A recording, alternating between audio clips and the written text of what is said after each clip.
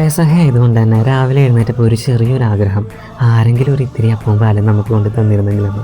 പിന്നെ ഓരോ വീഡിയോസൊക്കെ കണ്ടപ്പോൾ തോന്നി, എന്താ നമുക്ക് സ്വന്തമായിട്ടൊന്ന് ചെയ്ത് നോക്കിയാലോ, അറിയില്ലെങ്കിലും ഇങ്ങനെയൊക്കെ ഒന്ന് ചെയ്ത് നോക്കിയാലോ എന്ന് തോന്നി.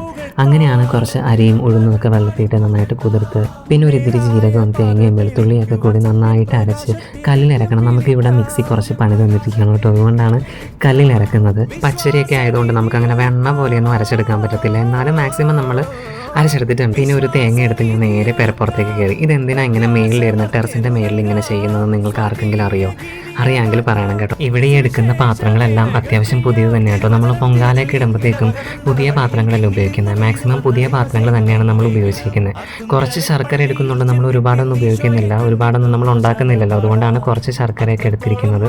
ഞാൻ പറഞ്ഞില്ലേ, അത്രയും വെണ്ണ പോലെ നമുക്ക് അരഞ്ഞ് കിട്ടത്തില്ല, അത്രയും തിക്കായിട്ടാണ്, ആ ഒരു കൺസിസ്റ്റൻസിയിലാണ് നമുക്ക് കിട്ടുന്നത്. അപ്പവും പാലും ഒക്കെ നമ്മൾ ഉണ്ടാക്കുന്നുണ്ട്. ഇതൊക്കെ ഉണ്ടാക്കി നോക്കുന്ന സമയത്ത് നമ്മളത് മണക്കാനും രുചിക്കാനും ഒന്നും പാടില്ല എന്നാണ് പറയുന്നത് കേട്ടോ. ചെറിയ രീതിയിലൊക്കെ നമ്മൾ പെസഹപ്പവും പാലും ഒക്കെ ഉണ്ടാക്കിയിട്ടുണ്ട്.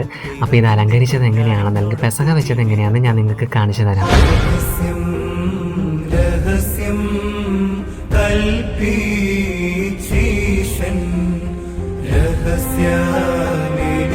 നന്നായിട്ടുണ്ടായിരുന്നു, എനിക്ക് ഒരുപാട് ഇഷ്ടപ്പെട്ടു. ആദ്യമായിട്ടാണ് ഉണ്ടാക്കുന്നതെങ്കിലും നല്ലതായിരുന്നു കേട്ടോ, എല്ലാം നല്ല പാകത്തിനായിരുന്നു. അപ്പോൾ അടുത്ത വീഡിയോ നമുക്ക് വീണ്ടും കാണാവേ.